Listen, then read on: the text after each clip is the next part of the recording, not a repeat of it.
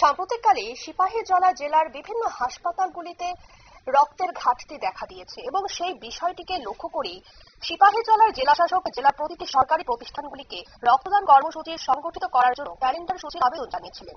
আর সেই কর্মসূচির অঙ্গ হিসেবে আজ পূর্ত দপ্তরের এক্সিকিউটিভ ইঞ্জিনিয়ার সোনামুড়া ডিভিশনের উদ্যোগে অনুষ্ঠিত হয় রক্তদান কর্মসূচি।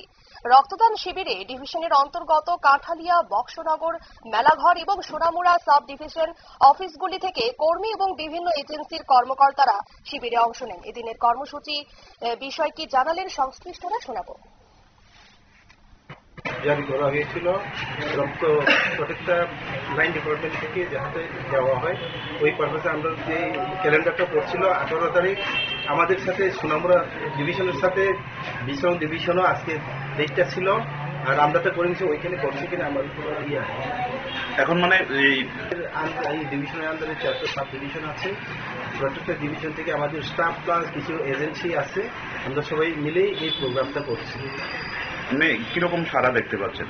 সারাটা খুব ভালো। এখন পর্যন্ত আমরা 50 জন টার্গেট নিয়েছিলাম, এর মধ্যে কিছু ব্লাড প্রেসার বেশি থাকাতে কিছু বাদ পড়ছে, এখন পর্যন্ত চলছে, কতজন পরে জানানো হবে।